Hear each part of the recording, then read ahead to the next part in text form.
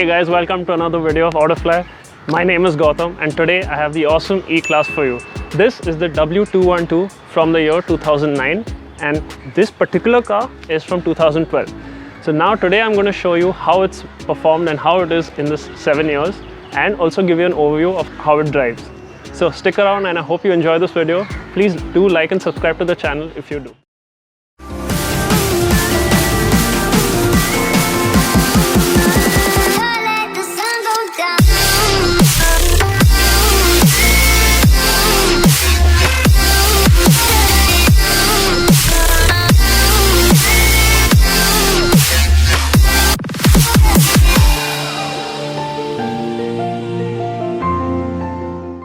So this is the car, the E220 CDI, which is the diesel variant.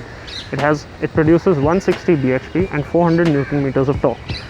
This car is 7 years old. This is the pre-facelift W212. So it launched in 2009, but this car was bought in 2013, just before the facelift occurred. So now if you look at the front, I think this design looks really nice and elegant because it has very sharp features as compared to the current model. If you look at the grill gives a nice elegant feel. The 3-pointed star is right on top. The nice split headlights. I think it looks really nice. Moving to the side of the car still looks good and feels like it's in a good shape. Considering it's 7 years old, I think it's doing amazing. Of course, there are a few nicks here and there.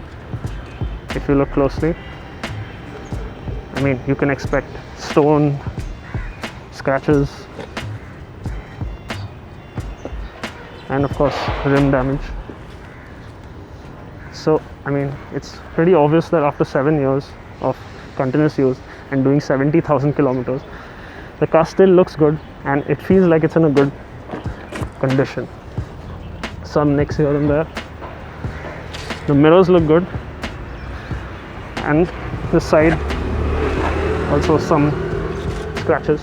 The main parts which he had to change was the suspension, and considering these are Indian roads, I would expect the suspension to fail. So he's not changed the entire suspension, but a few parts of it. The other thing that has been changed are the brakes. So all the brake calipers had to be replaced, obviously because the car has done 70,000 kilometers. Other than that, no major issues. Now I've read that this car has fuel pump issues which cause a drop in power, and luckily he hasn't experienced it as of yet. Now when we get to the back, the boot space, it's humongous. Considering little camera equipment here, this boot is 680 liters, which is a lot. And of course, you can fold those rear seats and make it even larger than what it is already. And there's some extra storage. And the wheel is right here, so it's easily accessible. It's not below the car, which is good and pretty normal for a sedan. When we get to the inside of the car, the interiors are still in a very good shape. Of course, a little issues with the seats, which is extremely normal. There are a lot of reports that this stitching on the seat tears because it's right in the center, and after being used a lot, because of wear and tear, they get spoiled. So luckily he hasn't experienced this, and these seats have not been changed as of yet. But if you look at the steering wheel, there are a little issues here and there.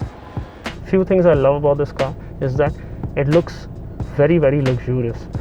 I love this soft feel. Here the dashboard has good qualities. Now this car is old, so there are a lot of noises which come from all the plastic parts, and this has stopped working. So when it's new, it's supposed to return completely, but as there's an issue with the spring, that's why it returns and comes only till about 3/4 of the way, which is very problematic.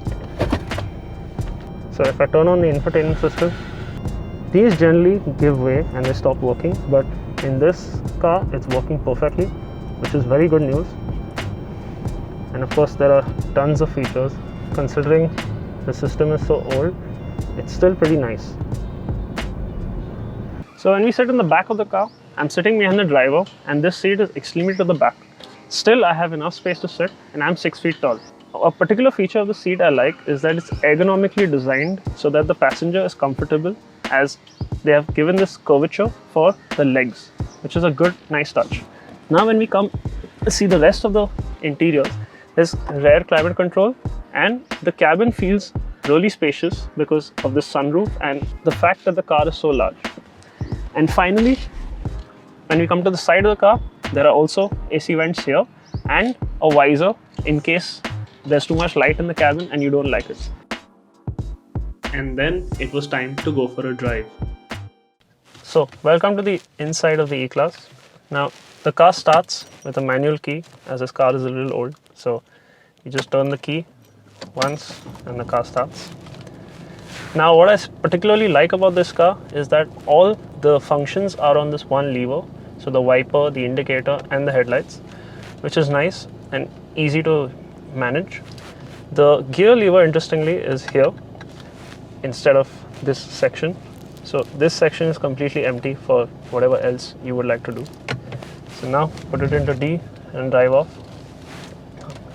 Right off the bat, the car handles well. It's quite powerful. It's 400 Newton meters of torque. Powerful diesel engine, 2.2 liter.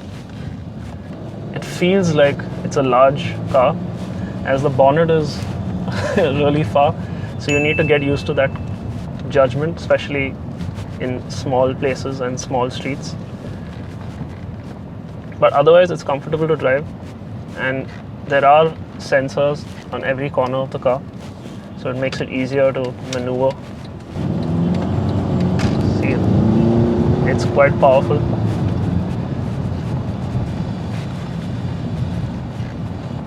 What I like is that the infotainment system is not touchscreen, so it's easy to operate, especially when you're driving. Now all the functions are easily accessible, and you can control everything with this one dial here. It's a little outdated because it still has a disc feature. Now this, I'm driving in eco mode, so there's a button here which you can change it into sport. So once I press that, I immediately feel the difference in the throttle response. There's also paddle shifters in case you want to drive in manual mode. One feature that I really like about this car is the hold feature. So you press the brake pedal hard and you leave it, and now the car holds even though it's in D, which is really cool. And now a lot of new cars are coming up with this feature. The instrument cluster is a little difficult to operate, as the buttons are on the steering wheel, which is nice, but to look at the screen is a little difficult. And for example, if you want to switch off your ESP, you have to really look for the option. So it's in assist, and then you press OK, then ESP, and then off. So it's a little complicated for someone who immediately wants to switch it off. But I guess as this is an executive saloon, it's not really an important thing for a person who's driving this car every day. So that's why maybe they've really put it inside and not easily accessible as a button here. So considering this car has done 77,000 kilometers, it drives really well. It's very well maintained and well serviced. One thing which I find very weird, as considering that this is a luxury sedan, the cabin noise, the outside noise seeps into the cabin quite a bit. I would expect it to be quieter, but it isn't the case. This is a 5-speed automatic, and I'm not a big fan of the transmission because I feel it revs unnecessarily if I press down on the accelerator too hard, and then it stays in gear, like for example now, unless I manually switch it. And it's a little slow, especially when you kick down. So guys, I hope you enjoyed today's video. In conclusion, this car is still really nice. It's got a timeless design, elegant, and I'm a big fan of the split headlights. The newer cars have a little softer design. This car has more sharp features, which I prefer. So I hope you enjoyed today's video. Please do like and subscribe to the channel. It'll really support me, and hope to see you in the next one. Cheers.